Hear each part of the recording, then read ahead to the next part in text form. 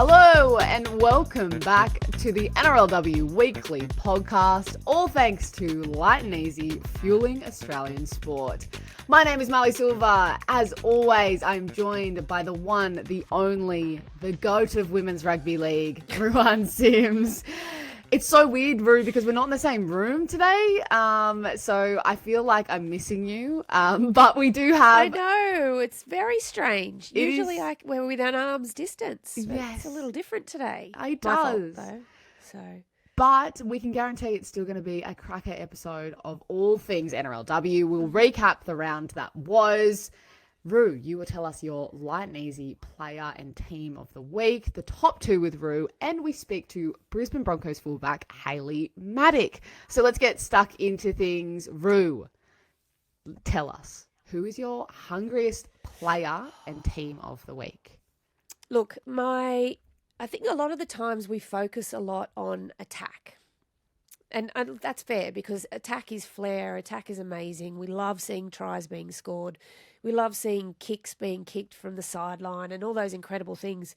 But I just need to, this week, pay homage to some defence because my hungriest player for this week is Georgia Hale. In a defeated side, in the Titans, she made 56 tackles. The week before she made 60. The week before that, she made 61 tackles. So she's currently sitting at like 300 and something tackles for the season, which is 100 clear of second place.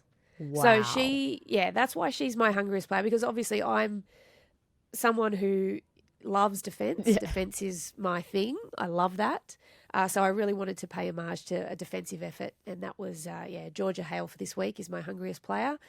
And my team of the week, it is very hard to go past the Sharks for the hungriest team of the week. 6 in a row, the longest ever, 6 in a season. I think that's the longest in a season in history. The Roosters held it previously. Now the Sharks have taken that over. Obviously, they have a really big task this weekend up against the Roosters, but yeah, it's very hard to go past the way the Sharks are travelling. Yeah, it's insane. I have to say, though, to go back to your player, I did not know those numbers for Georgia Hale. That is insane. She is such a incredible leader for the Titans, and we know she's a workhorse, but that is really significant. I'm actually blown away by that. Yeah, so that's why I had to give a tip of the hat to that because, like I said, there were a number of players who were incredible. I think Aneta Nuasala was fantastic for the Broncos. Tegan Berry was great for the Dragons, helping them to that 42 points on the weekend. But I could not go past that defensive effort week on week. Yeah. Like this is consistent effort in the middle of the field for a player who used to be a half, who has sort of changed the way lock is played in the women's game. To see her turning up defensively and continuing to put herself in the fray the way she does, it was really hard for me to go past that. Yeah. Gosh, we're spoilt for choice with great moments. This is the top two with Rue. What's fueling Rue this week? Top two with Rue. First one, this week we see some major signings for the Bulldogs. They've announced their engine room. Big signings. Players who are all in form as well. I thought that was really cool to see. So let's just quickly recap this for everyone at home. So they have signed, obviously Holly Wheeler will be their main leader in the middle, followed by Pani Hopewati, great up-and-coming young forward. Tegan Dimmick from the Sharks as well, who's having a good season. These next two are big ones for me. Angelina Tiakaranga Katoa and Alexis Toeniai. Yes. Both of those players, even though the Dragons haven't had their best season, both of those players each week put their hand up for work and have been consistently good. And I think both players are really developing well. So going into a forward pack at the Dogs that look like this, that's a pretty great sort of starting pack or like starting 17 sort of pack.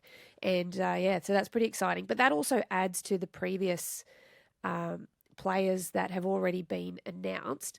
And they announced that Taylor Preston was going there to the Dogs, followed also by Ash Quinlan and Ebony Pryor. Yeah. So they are building something very special there, the Bulldogs, and looking forward to seeing how the rest of the team is announced and what it looks like. Yeah. what their speed is going to look like off the back of that big pack and those halves. And then on the other side of the coin, really keen to see who the Warriors start to announce when that becomes available, because obviously we heard from a couple of those incredible rugby girls last week. And, you know, I actually really think that these two new teams are going to start very strong in 2025. Yeah, that was going to be my comment, that we have heard a lot around who's being signed for the Dogs, but, you know, other than Ronnie Griffiths, we don't know who else is going to be there at the Warriors. And I think that makes it even more exciting. I think, you know, there's always so much discussion when you talk about expansion, and there's lots of questions of what does that do to affect the quality of the game and the like. But you hear those names going into a brand new side, very experienced. There is so much talent. There's a depth of talent there that I think is going to make next season, like, we're just building year on year as we hope to. So it's so exciting. Yeah, it is. And I think, you know, I hear that argument a lot about what it's going to do for the talent. But then my counter argument is, what does it do for the talent if we don't expand? Yeah. Like, what does that do? Like, we then stymie the development and we stymie opportunity because we're too afraid to stretch a little bit. And you know what? Growth doesn't come when you stay in your comfort zone. Growth comes when you stretch yourself past your limit. That's where growth occurs. And if we don't continue to expand in a healthy manner, I'm not saying let's add 4 teams the year after next and we're just going to get straight up to 18 with like 17, 18 with the man and blah. I'm not saying that. But what I'm saying is we have actually been pretty good with our growth. I think the couple of teams and then a couple of years and then a couple of teams is a good way to do it, because if you don't continue to push that boundary, then you don't get more players interested. You don't get more opportunity. And I think as a game, we've been really good at creating opportunity for those players. And if that's something that we're known for, let's continue to work in that space, because we are known for that and for that opportunity. I mean, we're currently sitting at 10, next year 12 teams. It'll go up to a 30-player roster, so 26 plus 4 development. It will increase. So, and the season will get longer, and it will genuinely become a full-time profession in the very near future. Yeah. And if we don't continue to push that, you know, then we sort of will fall flat. And yeah, I like the way that we're going with this. And I welcome the discussions when people say, what does it do with to the talent, or does it dilute the talent pool? It could. But then my counter argument is just, I believe, as powerful. And a lot of people have the same thought. It's not just me. Yeah. A lot of people think the same thing. It's probably worse if we don't. What happens if we don't do this? Absolutely. So I'm all for it. I think it's great. And we're going to get a lot more of talent coming from other sports and other codes as well. And I think it's great for women's sport. For sure. And I think more and more we're positioned as the, well, I hope we're heading in this direction of being the premier sport for women. And that's not just because of the product that's out there, but also the opportunities, as you're saying, that we're building on. And you see that in how attractive it is to the cross-code players who are coming across. Like that shows you they want to be a part of it. They all say they've been watching and they're like, oh, I want to be a part of this. And that's got to do with the broadcast, and that's got to do with the crowds that are coming. And then on top of it, like just the standard of the product. So you're right. Like I think we're so much worse off not taking that risk if it did, you know, dilute the talent pool. But we're not doing that at all. I have we're not. doubt in my And at mind. the end of the day, if it does plateau a little bit, that's totally fine as well. Yeah. Like, not everything can continue on a basically vertical trajectory that we've seen in the women's game. Sometimes there will be a little dip and a little lull. That's in absolutely everything. And that is okay as well, because that gives you time to take a breath and say, okay, what are we going to do next? Let's look at something else. And it forces clubs, not just the game, but clubs, to become innovative. Yeah. How do we get more players? How do we generate our participation, which is huge? Like, participation is massive in rugby league as a whole. But women's participation has been double figures year on year for the last 5 or 6 years. So that is hugely important to ensure that we have that continued growth in the game. And we're seeing that now with the likes of your Casey Rays coming through who haven't had to put a football down since they played under eights with the boys. They've got a pathway all the way through. So I think it's important, and I think it's healthy. And so I always welcome those discussions because you can have really good spirited debate about it. You can see both sides, and you can see both sides have ideas and merits. Talking about the expansion of the women's game, where things are headed, the next topic I believe you want to speak about, Rue, almost sparked some of those conversations as well. What was that? Yeah, so this was one we spoke about last week as well, Marley, and there's been some sort of observations made about injuries in the women's game, particularly ACLs. In the men's, there's been 200. I've just got looking up the data here. 214 games. Men have had 9 ACL injuries. And then the NRLW, there have been 38 games and there's been 4 ACL injuries. And there's also a footnote to say that in 2023, NRL had 7 ACLs in 234 games. NRLW have had 6 ACLs in 50 games last year. Now, a lot of the reason I talk about this is because everyone would look at that and say, oh my goodness, like that's so many. And it is. We don't like to see players having their seasons ended because of ACL injuries. We don't. And they're like, oh, wow, compared to the men, that's a really high percentage, of ACL injuries. And that's correct. But there's a number of reasons why this occurs. And what people don't or may not understand or recognise is that women are up to 8 times more likely to do an ACL injury than men. And that is because of a lot of factors. We spoke about this last week, physiological factors around your cycle, where you're sitting in your cycle, how that also affects how likely you are to do an ACL. And, those things have to be taken into account.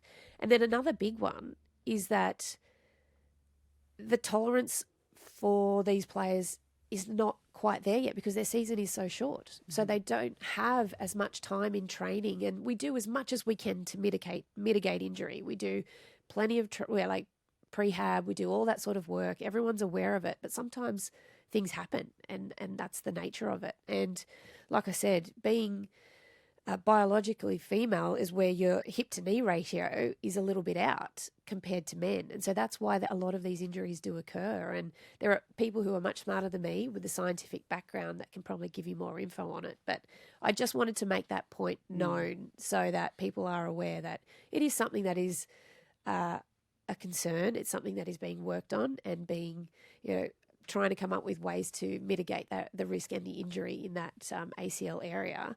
And, we don't like seeing players having to finish the season because of it.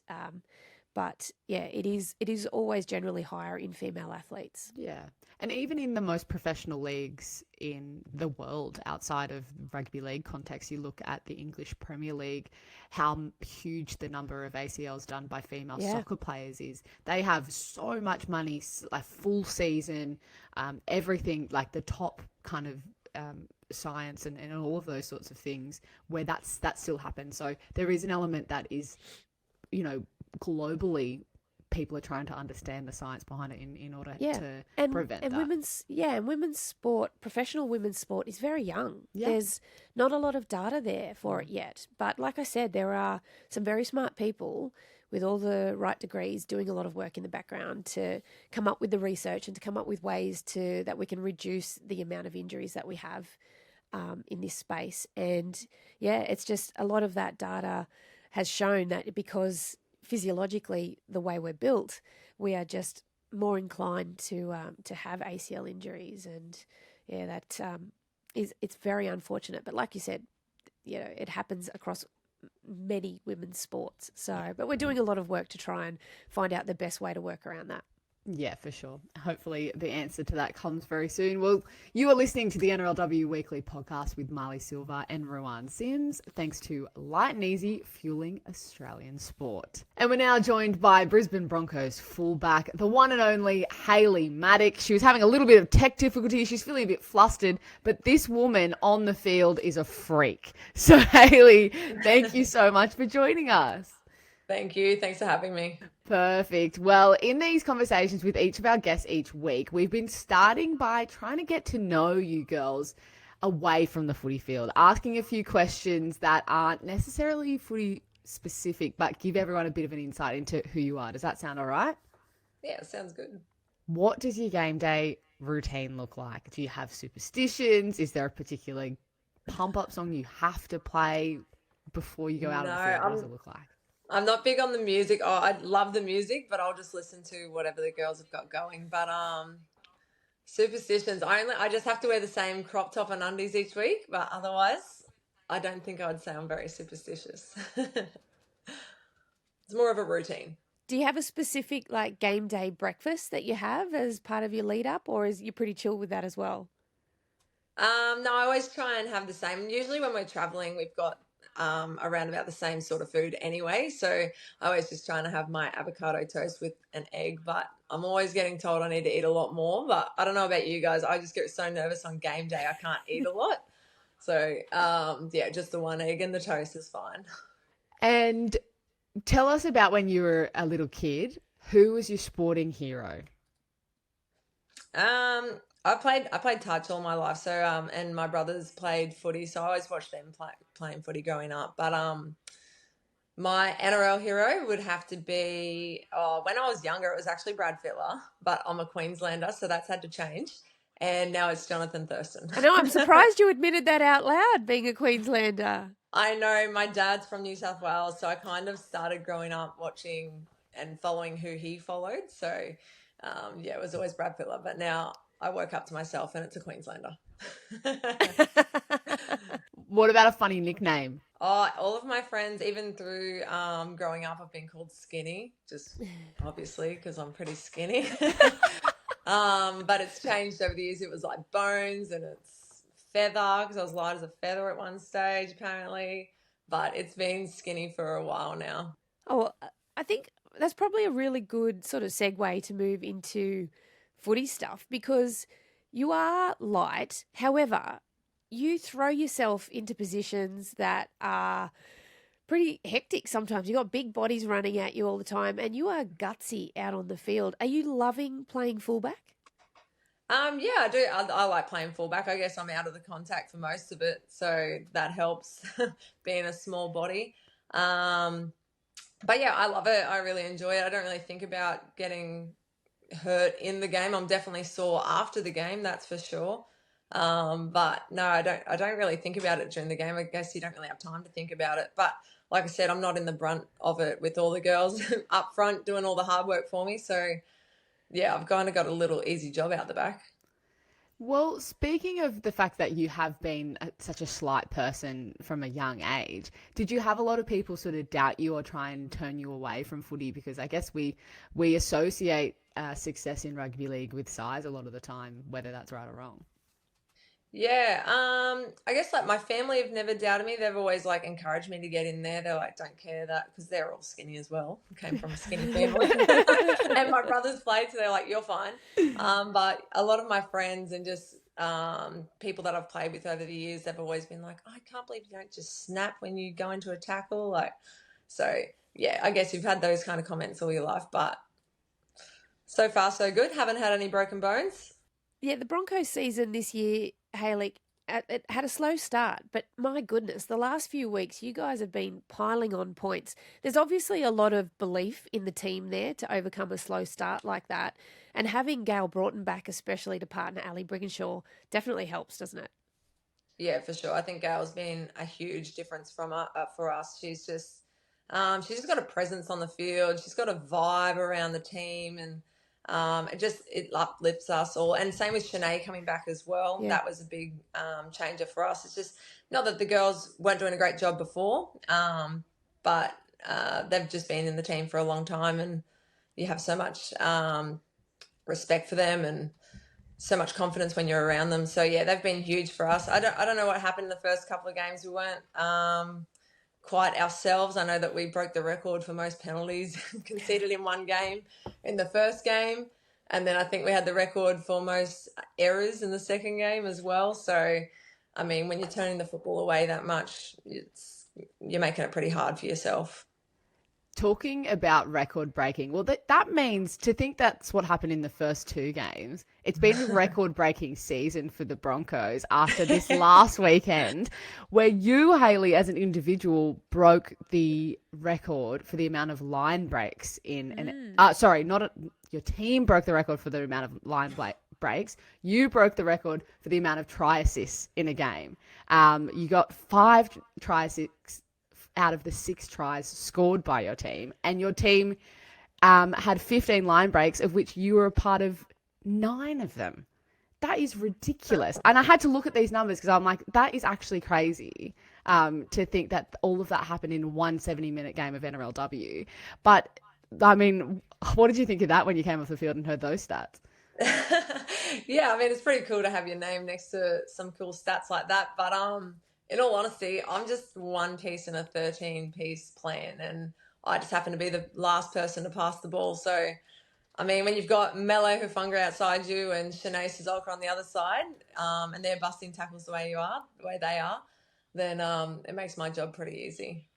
Mate, on the weekend, Aneta Nuasala, she looked like a woman on a mission.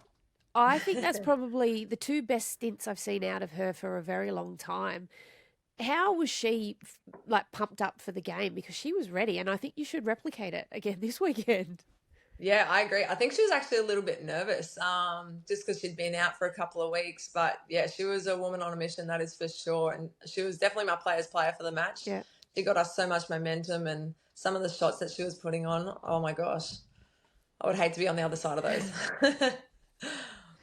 It feels like the Broncos culture in the NRLW, because of your continued success, obviously starting in the NRLW so dominant for a long time.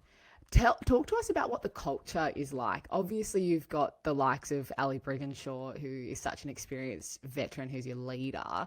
But what is it like in and around those girls, and how does that help, turn a season around after those first 2 weeks, as Rue was saying? Yeah, it definitely helps having a really good team around you. Our girls have gotten on well from the start, even from last year. We've got mainly the same team from last year that we do this year, with a couple of great additions like Keely Joseph and Stacey Walker. They've been amazing for us as well, and they bring so much happiness and vibe to the group as well. So yeah, it's always a good time. Everyone comes in, hugs each other, and there's always music going. So yeah, no, it's a great culture at the moment, and that definitely helps when it comes to turning around games. Even the last couple of games, I think we started off pretty slow and had the first try scored against us, but knowing that you've got those girls around you and everyone's got each other's back, we can turn it around in a hot minute. So that was good. But yeah, no, the girls are great. Everyone loves each other. It's a great culture at our club at the moment. Now, when you look forward to this weekend, this is going to be a big challenge, and one you probably don't want to be starting slow. You want to be coming out of the blocks pretty hard.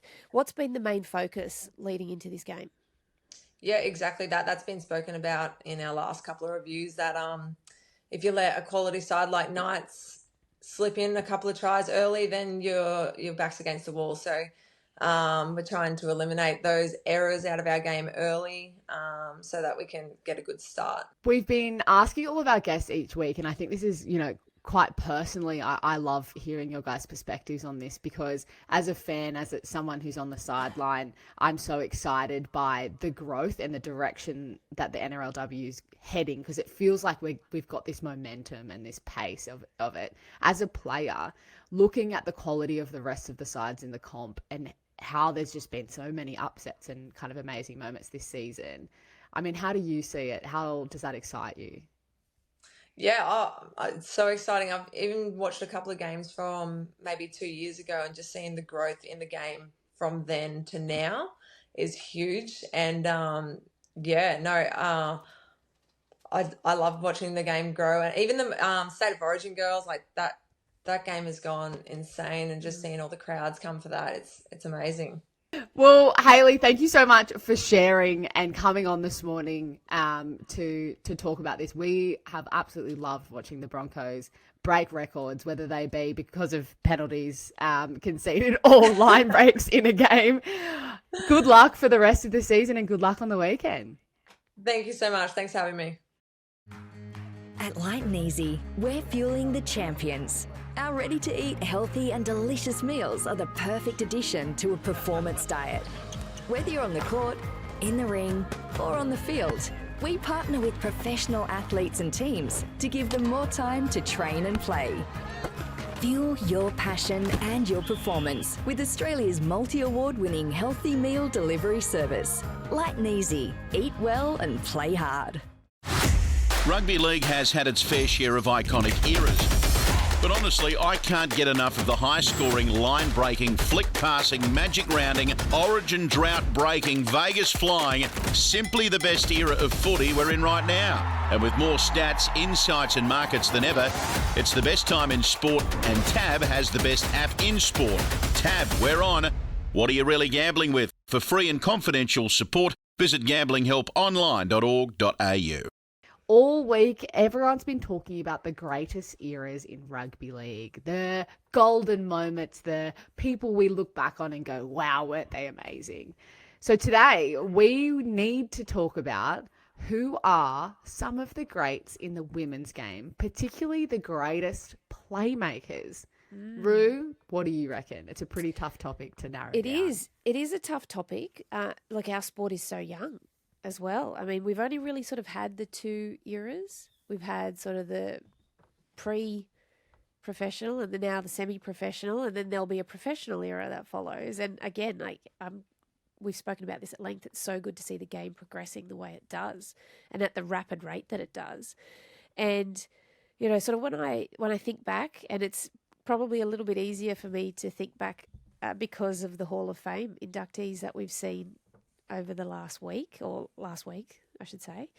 And when I think of playmakers in the women's game, the person that springs to mind for me is Karen Murphy. So I had the pleasure of being able to play alongside Karen Murphy and have her captain me, have her as a captain.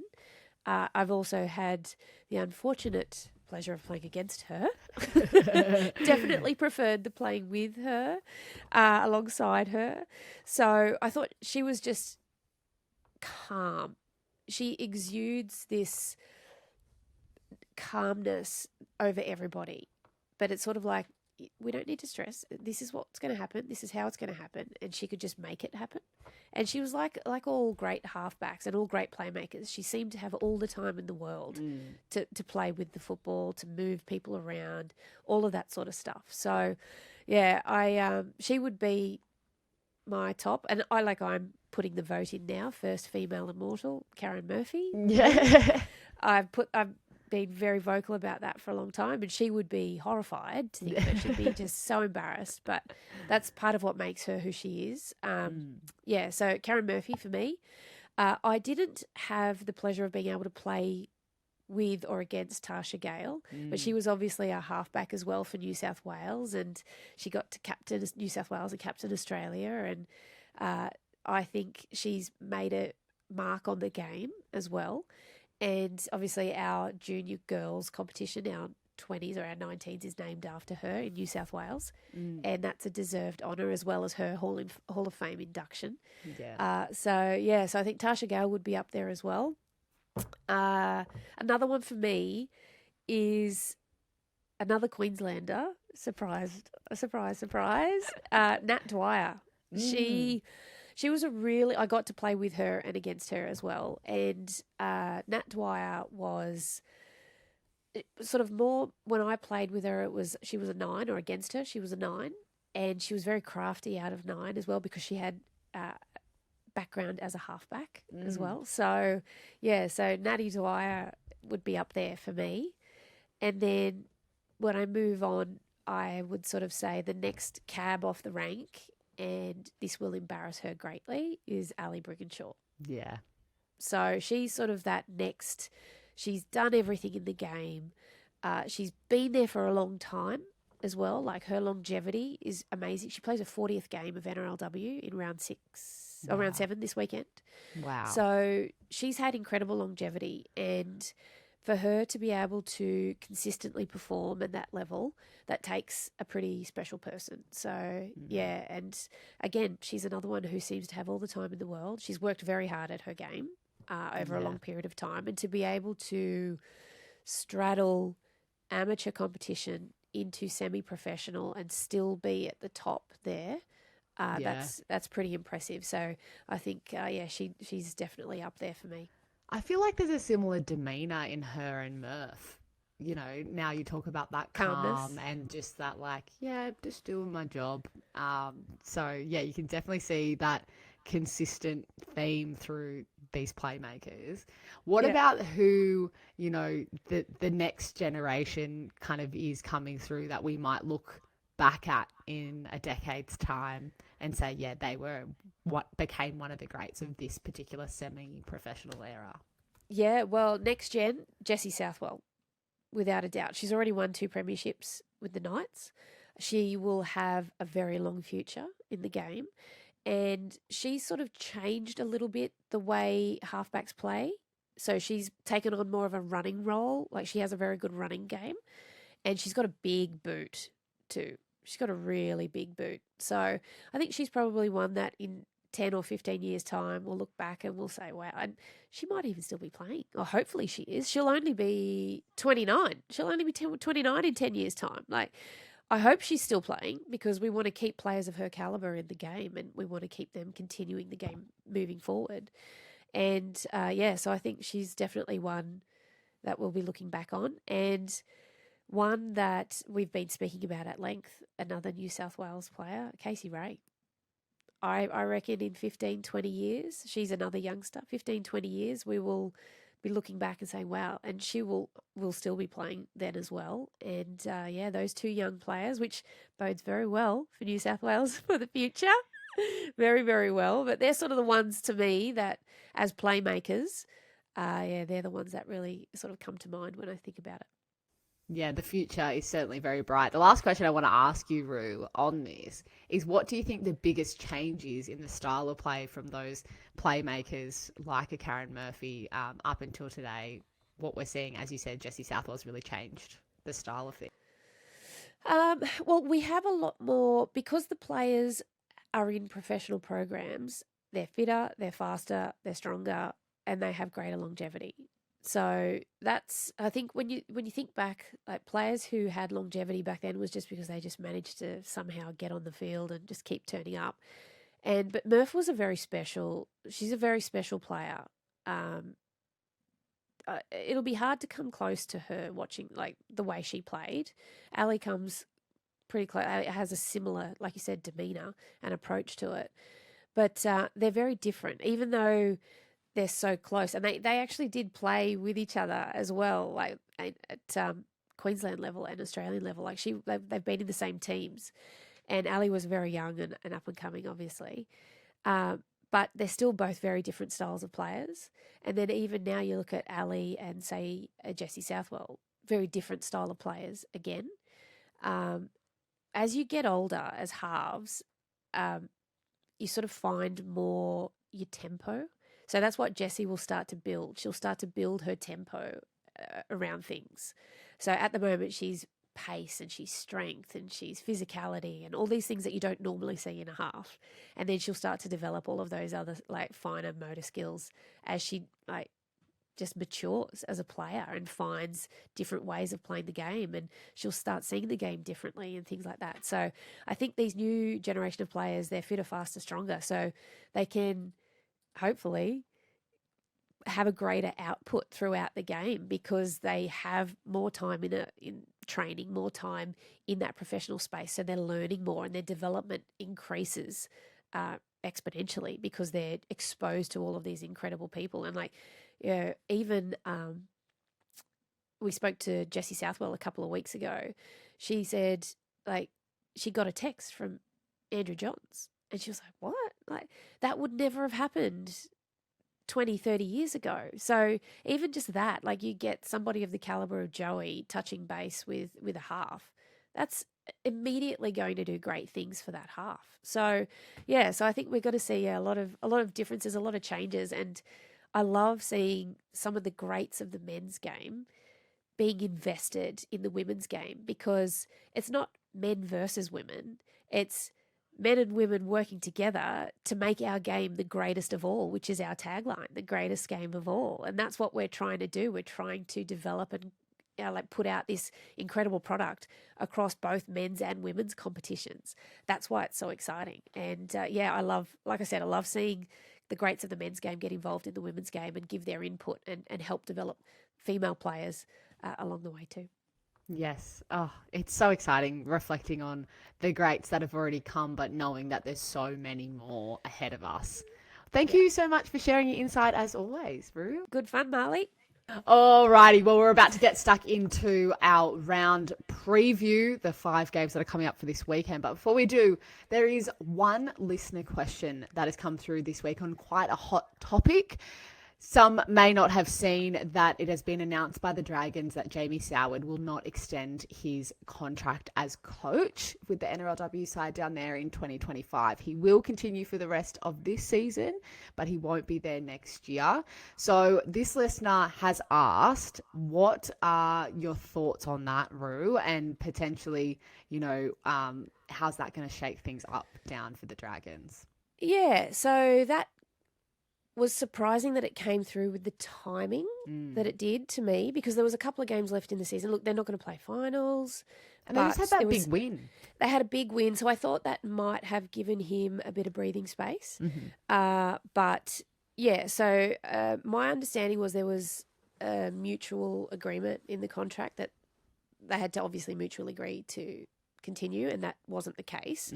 But the message that I read out of the Dragons was that they were looking at restructuring the pathways and all that sort of stuff. So I can't imagine that a couple of games before the end of a season that you don't have a plan of how it's going to look the following season, because you want to be future planning if you're going to make a big decision like that. So yeah, I think it was a bit of a shock to everybody. They've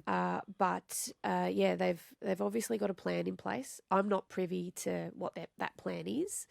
I imagine that you would have a plan in place if you're going to make that decision. And I understand that he's going to continue coaching for the rest of the year. Yeah. There was a sort of an unsure whether that was going to happen or not. But he's going to coach on for the rest of the season. And so it's always a tough one. Yeah. It's always a tough one, but we'll see how it works out for them. I'm sure we'll sort of know more in the next couple of weeks. Yeah, watch that space. That is definitely an unfolding story. Now I feel like the journo you were last week with that headline, Rue. Yeah. Breaking news, unfolding story. Breaking news. Alrighty, let's get stuck into it. This weekend, round 7 of the NRLW. You can catch all 5 games live and free on 9 and 9 now. It starts on Saturday up in Townsville as the Cowboys host the Tigers. Rue, what do you reckon we're going to see in this one? Yeah, this is kind of a tough game to call, I think, because the Cowboys coming off that loss last week, and they sort of got bashed up a little bit, and they might be feeling a little bit battered and bruised, so they'll be turning up looking for a really good performance, and they have an excellent record, I believe, in Townsville. Yes, I think I was reading Middo's notes. They haven't lost a game there. Obviously, they're only a brand new team, but they haven't lost a game there. You got to take it. Yeah. And I would take it if I was them. So they will be tough to beat at home, but this is an opportunity for the Tigers. I know they're missing a couple of players through injury. They wouldn't have been happy with that performance last week, and I think Noddy would have spoken to them about that first half in particular. And we haven't sort of seen a first half out of them since round 1. Yeah. They've been pretty good. And, they pushed the Roosters all the way. They kept turning up against the Eels. They pushed the Eels all the way. So he wouldn't have been happy with that first half, because he would have thought, I thought we've put this to bed, work on it. And then they had a much better second half. But, when you give up that much of a lead, it's going to be really tough to sort of wrangle it back. But, yeah, look, it's hard to go past the Cowboys at home because of the record and because they're looking pretty fresh. But I think I'm going to go out on a limb I'm going to go out on a limb and I'm going to say that the Tigers are going to be able to post their first victory of the season. Wow, big call. Yes, I know. I feel like the response that Noddy got out of the girls after round one, and I had a chat to him after that and just sort of asked him about what his theory and actions were afterwards, and it really impressed me. And I thought, okay. And then we saw those few really good games out of them after that. Obviously, they are missing Kezzy Apps desperately. That is a tough one for them, not having her there. So, yeah, that's tough. But, I don't know why, but I'm feeling, even though they are also missing Salma Noor, which is unfortunate. I thought she's been good for them this year. I'm going to tip. Okay. I'm going to tip the Tigers. All right. We love an upset. I know. So I'm going to tip the Tigers. Okay. Well, we'll be watching with a keen eye to see if you're right or wrong there, Roo. And I'll get a message. You were wrong. You were wrong. No.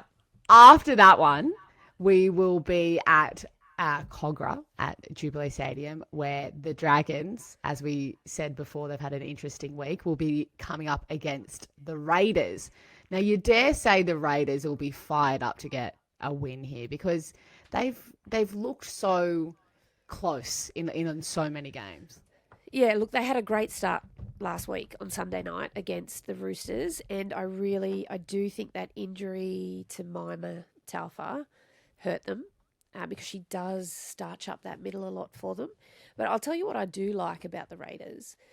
I like Grace Kemp starting for them. I thought that added a lot to their starting pack, and that was a really good move by Darren Borthwick.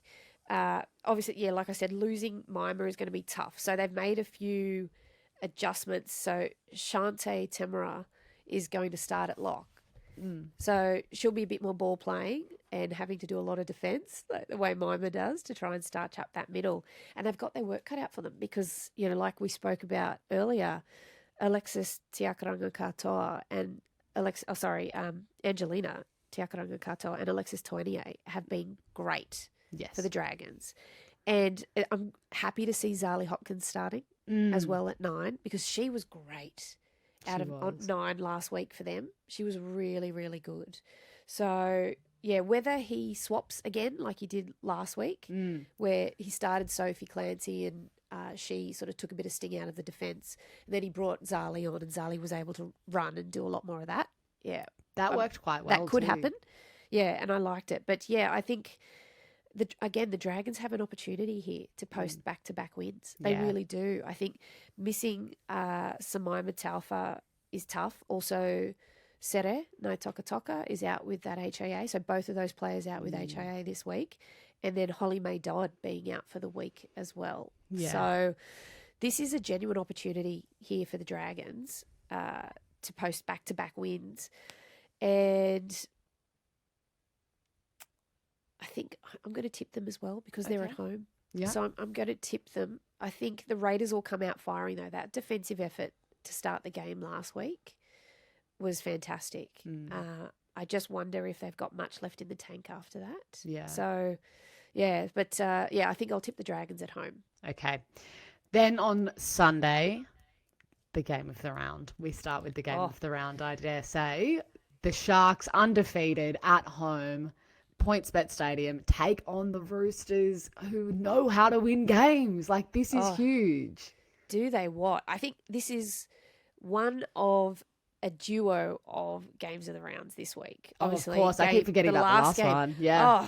I haven't. I'm all strapped in for Sunday, Marley. I tell you, I'm so excited. There is plenty to like about all three of these games on Sunday. But in particular, undefeated Sharks up against the Roosters. This is a really interesting tussle because the Roosters, without Millie Elliott, they lose a lot of that work through the middle. She's obviously suspended this week. The Sharks naming an unchanged lineup coming into the game. And we've seen the Sharks be able to win a number of different ways throughout the year, which is a positive. But the Roosters attack, they have so much opportunity off Taran Aiken, especially. I think she is fantastic. Jocelyn Kelleher's kicking was great last week. Like, she is a very strong kicker. So I think they've started to really work out that halves pairing now for the Roosters. And I thought Jasmine Strange had one of her best games last week. Defensively, she was just making the right decisions. She was seeing the attack and she was seeing the threats and she was getting up and shutting it down. So, yeah, I think that's, even though they're still missing Jamie Frezard for this week, I think they've made some, that she's done really well in that centre position alongside Isabel Kelly, who just ripped through a ton of work again last week. Yeah. So I'm actually really, like, probably one of the matchups of the round, not just this game, is watching Tiana Penatani and Isabel Kelly go up against each other. Like, those two centres, two leaders, the two captains, watching those two have their games, and they'll be turning up for the games of their life on Sunday morning. So that's going to be, very cool to see those two go at it. But yeah, I'm tipping the Sharks, of course, at home, and they've got the numbers behind them for the season. But it is going to be hard. It's going to be a tough game for them, and this is going to be a genuine finals contention test to see where they are and to see if they can continue building on what they've done. And the Roosters have so much power. So I'm tipping the Sharks at home, of course, but I wish I could sit back with just some popcorn to watch this. But I'm glad I'm calling it. But also it's going to be a great game to just sit back and watch. There's going to be plenty to see. For sure. And like you said, it doesn't stop across Sunday, because the game that follows will be the Eels and the Titans. Now, the Eels have lost Kennedy Charrington with a knee injury, which is devastating. It's one of the ones we were speaking about a little bit earlier. And the Titans, you just feel like they're going to be a bit too strong here. Yeah. So the downside is that Kennedy Charrington is out for the season. The upside, it's not an ACL. It's an LCL. So it's a lateral cruciate ligament. So her recovery should be quicker. But it is disappointing for her and for the Eels, because I think she's been really good this year. She's been really strong. She's been getting through plenty of work in the middle. And then obviously the Titans, they welcome back Lofipo, and I think Riley Jorgensen is also available. And on the bench this week. So I think, they did kind of miss her last week, Riley. She's got that bit of mongrel and that bit of punch off the bench, which I like. And I do think, even though this is a home game for the Eels, it's going to be a tough ask for the Eels, because the Titans are really sort of starting to find their groove. And I know that they lost. I know. But they are, you can't write them off. No. You can't ever write them off. So I think they'll be smarting from that loss, and they'll be looking to bounce back very quickly against the Eels. And then our final game of the round that, I almost forgot about being one of the two games of the round, McDonald Jones Stadium, following the final regular game of the men's season. So the Novocastrians will be hanging off the rafters as the Knights take on the Broncos. Yeah, absolutely. And why wouldn't you? I'd hang around if I was up there. I'm actually quite glad that this is a game I can sit back with the popcorn and watch. So our team that are up there for the men's game will stay on, and they'll call the women's game up there live. And this is great, because I'll be home in time to actually sit back and just enjoy this. And so will I, actually. That's what I'll be doing too. I know. And how great is this going to be? Obviously, the only disappointment for the Bronx, Tasman Rapana is out, suspended for the week. That means Mariah Denman, I believe, is going to be starting on that edge. Yeah. So Mariah Denman will come into the second row position. But this has matchups across the park. Yeah. And it's hard to go past Jessie Southwell and Ali Brigginshaw as probably the main matchup to watch. You've got a woman who's done everything in the game in Ali Brigginshaw, and then you've got Jessie Southwell, who is the up-and-coming star, number 7, who's already won a couple of premierships. Those two coming together is going to be really that is something to keep an eye on, just to see how they move their teams around, how they play their chess pieces, how their kicking game works, how their running game works. And that is going to be one definitely to keep an eye on. And again, that left edge for the Bronx has so much strike, so much power. And then the right edge has got that aerial attack with Stacey Walker on the end of it and Shanae Sazolka backing up. And we saw both of those girls sort of come together to create a great try last weekend. And then Abigail Roach is back for the Knights, which I think is fantastic. That really strengthens up that back line. Tanika Willison moves back to that centre position. And, I think Tanika Willison has been a really great asset to the Knights. She's been fantastic since coming into that lineup. And, Rimmer Butler for the Knights, I think Joey was talking about this last week. He was blown away at the way she played last week, and she was great. And I think it's taken the Knights a little while to find their feet without Caitlin Johnston-Green. Yes, yeah. And that is understandable because she would leave a sizable hole in your workload because she does so much and she has incredible impact and she's a leader on the field as well. She does all of those great things. So I think they found their feet now and I think they found their rotation that works for them. And I also thought it was really great to see Evie Jones retain a position in the 17 because I don't think she's done anything wrong. I think she acquitted herself brilliantly for that first week that Southwell was out. And then the fact that she started last week, played well, and then went to the bench and they made those changes, I think that's really great. I think that's really good because, she deserves that.